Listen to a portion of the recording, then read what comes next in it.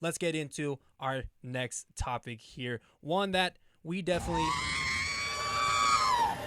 want to keep doing every single show. Me and my brother, we are located in the IE or from the Inland Empire and are big time, long time Dodger fans. We bleed blue. Let's just face it.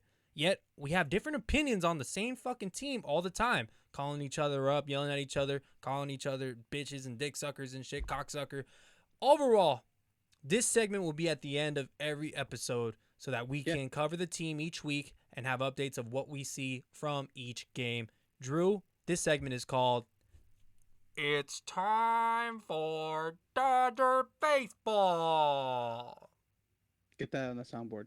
We definitely have to get down the soundboard. I need to update 100%. this shit in a lot of different ways. Get that motherfucker on the soundboard. One thing at a time. You got to show off your NFT next time we get it on. But Oh, shit. let's go ahead and get through these questions really quick. We're running at about 55 minutes, but I've been enjoying this episode. I hope you have been too. And the audience, of course. Hopefully they learned one thing or another. The first question, and one that we continue to go back and forth on, is, of course, Gavin Lux. So for you, there's been a lot on him. He hasn't really gotten starting time. Once he has the ability to get it, he hasn't been able to hold that position. And that's a fact. Let's just say that much, right? But that's not necessarily something to say that's on just him. We're a deep fucking team. And that's just what happens when you are that luxurious. Now let's get on to the first question. What is your opinion of Gavin Lux after losing Corey Seager? I want him to start at second every day. I want Muncy to play every day. I want Turner to play every day. I want Trey to play every day. I want Freddie to play every day. I don't know where he fits in that infield. I think that the way that we have viewed, we have a DH now. We do. I think that the way that he is viewed as from a talent perspective, something that you and I have argued about in the past is why did we let go of Verdugo when we could have got rid of Lux? And I told you, Andrew Freeman said Lux is off the table. So why did Verdugo go out there and ball out and Lux shits the bed? That's the way that you would say it. I think that I have so much trust in Andrew Friedman and the team that he has in that front office. He deserved it. He does deserve it because of what he's done, because of the continued success, because of how he is able to recover from the McCourt era that shambled the Coletti era when he took the team and the Guggenheim project fucking started to own the Dodgers. Kept Ned Coletti, which I'm still fucking shocked he's part of that front office, but whatever. It's fun to watch on Sportsnet. I think that if Friedman sees something, man, I mean, you have to risk, because Friedman's tenure with the Dodgers is not the only success he's had. He was able to take the Rays to the World Series on a small market budget. It's a big deal. Friedman is a big fucking deal. You know who's running the Braves front office? The team that you said is the biggest offseason winner? Alex Anthopoulos, who learned and trained under Andrew Friedman. When Andrew Friedman says Gavin Lux can ball, Gavin Lux can fucking ball. We just got to find the playing time. That's it. I want him in the starting lineup. One thing that I would have to say is you can't be always right. And I'm not saying that Gavin Lux is no hope. My whole thing on Gavin Lux, and it's been like this since the beginning, and we treasured him like he was a superstar. I personally, and you kind of gave us a hint already, that I am a big fan of Alex Verdugo. Didn't really see the only reason why I didn't have a problem with that was because our outfield was already overloaded. So getting rid of him wasn't it helped out us more than getting rid of Lux, right? But I was more of on a talent standpoint, and we can see that we're just interchanging a lot of different parts that, in my opinion, I would have kept Dougie more than I would have kept Lux, because Dougie was already proven that, hey, I can do this, I can do in the postseason, and it works out. This man, Lux has not been able to have that opportunity. And let me say this much. Wait, I'm almost done. That last part of the postseason last year, he came in, he sparked the club. Him and Bellinger were the only productive pieces on the offensive side in the postseason at the end when we were eventually eliminated. I would have to say, though, that was the best part that I would have to see and say about Lux. Anytime before that, I was always like, shit, we could have had Dougie. Shit, we could have had Dougie. Now, I feel a lot better about it. I'm excited for this upcoming season. There is nobody in his way other than Chris Taylor. But Oh, dude, you can't knock Chris Taylor though. oh no, I'm saying like he's in his way, and you can even put Chris Taylor in the outfield too. So that's not really necessarily a problem. My whole thing is though, Lux. He never showed me that he can be an amazing superstar. He performed in the postseason though, and it wasn't like he was hitting bombs, but he was still in bases. He erred a lot throughout the regular season. He showed out in the defensive side on that side in the postseason as well. It looks like he has a lot of upside, and maybe Andrew Freeman hasn't yet folded on this on his cards just yet with this pickup, or he's on to something with his prospect. I think that Gavin Lux is fucking good. I mean, I'm not gonna shit on Verdugo, man. I love me for some Verdugo too. He's great. But if you gave me the choice, I'd pick Lux in that situation 10 times out of 10 just because of the crowded outfield. I think now losing Dougie hurts a little bit more because Pollock's gone. You know what I mean? Yeah. It was necessary. Chris Taylor is going to flex. You know, he'll play some infield when guys are hurt. He'll play the outfield when they're not. You're not going to pay him $14 million to not start him. That's what he's getting, I think, this year. So, yeah, I mean, I think I would prefer Chris Taylor over Verdugo just because of work ethic standpoint, you know, and a flexibility in the positioning standpoint. And he does have that spark. I mean, he hit a leadoff homer, game 1 of the World Series in 17. Let's not hold on to that now. But he definitely puts out when it counts the most. But let's get on to the next one here. I think it's just a burden of riches, right? Luxury.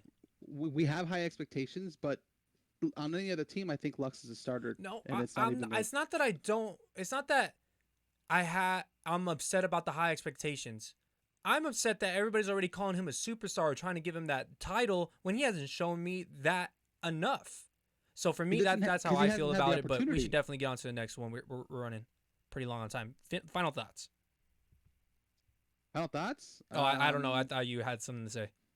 I do. Yeah. So for those of you who are baseball fans and try to watch as much baseball as you can, I'm one of them. You should look into MLB PAA membership.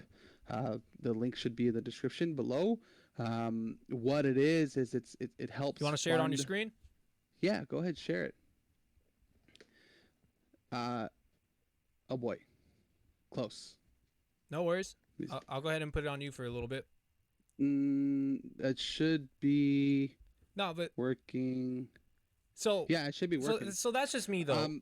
My biggest whole thing on this stuff on this topic is that they're giving him this title already, and I feel like it hasn't been deserved just yet. Do you have it up already? Share that screen. It's been up. It's been up. Oh, I have you there. It's not showing. It's a difference. This one right here. Stream. My apologies. It's fine. So this is the let me get it a little bit bigger. This is the MLB Players Alumni Association. Jim Tomei is the president. He just got inducted to be the president. This is not something that a lot of people know about. You can spend $25 for the year. And what this does for you is it gives you 50% off of your MLB.TV subscription. So the MLB.TV package this year is $140. Doing this, it's $90 for all of it. So you save $50, number one. But you also get a ton of other discounts, like 10% off your player jerseys. Huge one here, 40% off of Oakley's. 20% off of Rawlings products, so your fucking gloves, your fucking pants, all that kind of shit. It's huge. It's real huge. I'm a member. That's how I get it every year.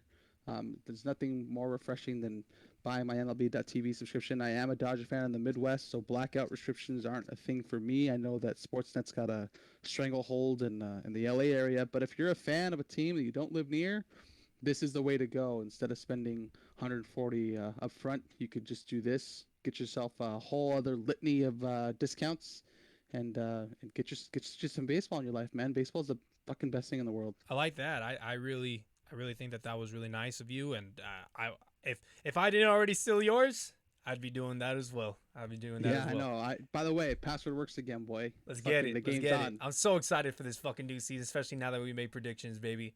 But let's get on to the next Dodger question. Man, we'll just wrap it up with these Dodger questions, and we'll not get into it. I have basically a power rankings of blue chip and red chip teams. We'll get into that in the next episode and start it off on that one. But let's get on to this next one here. Dodgers lost Kenley Jansen, but added Craig Kimbrell. My first thoughts on this is, again, this guy's been consistent for pretty much the last decade. A little bit of injury, I guess, here and there, but, Kenley even had that as well.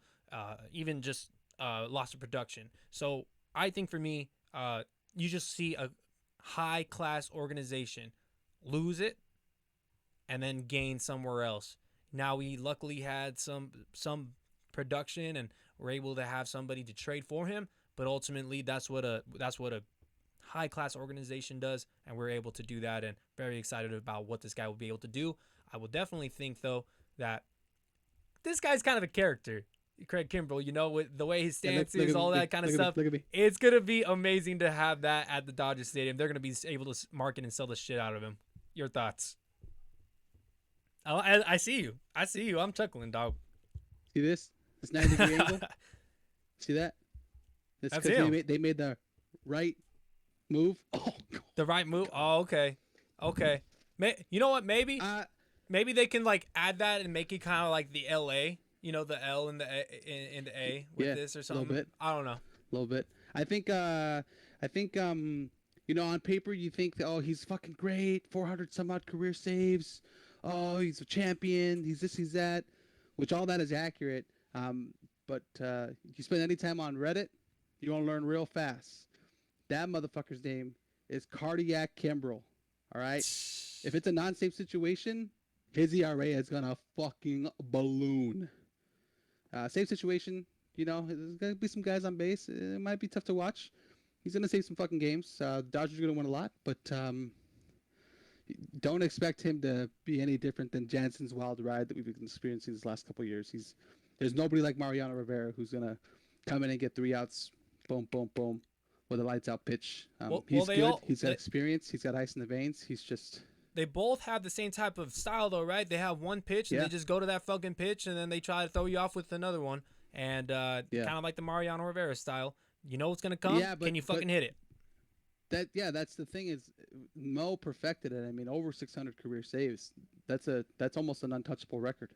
You know what I mean? I think, especially with the way that games are managed now, where closers sometimes don't even viewed as closers. I mean, Hader's the closer in Milwaukee, and he's not always in there in a safe situation. He's a put the fire out kind of guy. I think that's a record that will stand the test of time. I think that Kimbrell's good. I think he adds a lot of tenacity and experience to the bullpen, but don't expect it to be smooth. That's a warning. I would have to agree with that. I understand, and I remember that part where if it's not a safe situation, he doesn't necessarily, and we were talking about that a little bit earlier about urgency. Will they have it? The Dodgers have been having a lot of trouble with just Cody Bellinger's production. Should the Dodgers send this guy to the minors? I know that you, in the past, wanted to send this man to the minors. What is your opinion as of right now? For now, no, I don't think that's necessary. If he says he feels really good, I watched the at-bats in the Angels games. He's striking out less than he was early in the spring. He's got a pretty good BABIP. If he puts the ball in play, it's usually going to find some grass. And defensively, he's really fucking good. Yeah, he's so nice. With the way the Dodgers are going to score runs, the only way I see him hitting the minors, if they do send him to get tuned up, is if we have pitching woes early on, injuries, stuff like that, where we don't have the luxury of outscoring our opponents very often, right? Or we need that extra spot on the roster. Speaking of, what do you think's going to happen with old Bauer? I mean, innocent until proven guilty, right? So it seems like it's all over, right? They haven't indicted him. There's no charges that are going to be pressed. It's kind of like it's only one woman, but it's kind of like Deshaun Watson. If it was going to happen, it would have happened already. So he's free and clear. My whole thing is the Dodger locker room already said what they said. Locker rooms are very important. He's getting paid a lot, and it feels like, it's kind of a lose-lose situation. And with sports, at least in for the NFL, your talent always reigns supreme. In this aspect, I just don't know, especially when your locker room is so just one-sided on it. And this man, he has a different type of attitude to where you can kind of feel that maybe those accusations can have some truth to it. And whether or not he actually did it without consent or with consent, because it sounds like he's actually doing it, but it was the consensual part that's the biggest problem. The law says that it was consent. Well, the lawyer, what came out in court, the judge said what he did was despicable, but it was consensual. There are going to be no legal repercussions, ramifications. But that's the whole thing, right? Do you want this type of guy where you know? Well, listen to that part, right? Do you want this type of guy where you know he's a fucking freak in the bed? That's the question. Wanting to beat up women, or not beat them up, but be physical with them. I don't know what the right verbiage is, but do you? These guys already said it's already been spoken. We do not want him in the clubhouse. As the Dodgers organization, this is just a lost situation, and overall, we're a high-class organization to where we can handle it very well. I think, PR-wise, we'll handle it very well. Ultimately, I don't want to hinder in our locker room. And if he's going to be that, then fuck him. We can do it without him. Look at this. We don't need extra. Look at our team. So for him to be there, it would be it for me. And I would say right now, if we brought him back, I feel like that's more of a desperate move. And I don't think we need a championship that bad. I don't think that we need to rub our players that bad. And I don't think that, we want our locker room to be disrupted by that part. I guess, last question on your, go ahead and bring that up. We kind of, let me just say this much. I don't believe that we should put Bellinger into the minors. He's MVP. His swing is different. Let's just face it. We gotta face it. We had to face a lot of things with Kenley and the ways that we had to ride the up and down wave. We might have to do that with Craig Kimbrell. You got to deal with it with Cody, especially when his defense is like that. How many fucking players have great defense and they can't hit a lick, and they're still playing in this league right now? Give this MVP the benefit of the doubt and let him work through his struggles, because when he's on, he's fucking on. He's been MVP, for 2 right? Fucking years. Stop it. Stop it. Stop it, motherfucker. Look at the numbers. Oh my. All right. I'm not saying. I'm not putting him in the minors though. Let him work out his shit in the big leagues. I'm not saying to send him down. I'm just saying this guy's been fucking stinking it up for 2 fucking years. Answer your own question though. Are you bringing Bauer back? No. I think that's a good enough answer. Yes. Yeah. Yeah, I am. You're wild. I am. Yeah, here's the deal, man. Like, I'm not gonna idolize a sports star the way that people idolize them. Like, he was at fucking Driveline the other day on his social medias on a video, and Brewstar's hanging out with him. Trianon's hanging out with them. You're acting like the players fucking hate him, and I think they just didn't want the distraction. But when the facts came to light that it was consensual, that she worked for the Padres, that it could have been a ploy for money, that he's now trying to subpoena her phone records, and she's saying, "Well, hold on, I don't gotta give." Well, like, come on, man. He's asking for his innocence to be further proven, and now she's withholding phone records. That doesn't look a little sus to you? I'm not saying what he did was okay. I'm not saying what he did wasn't okay.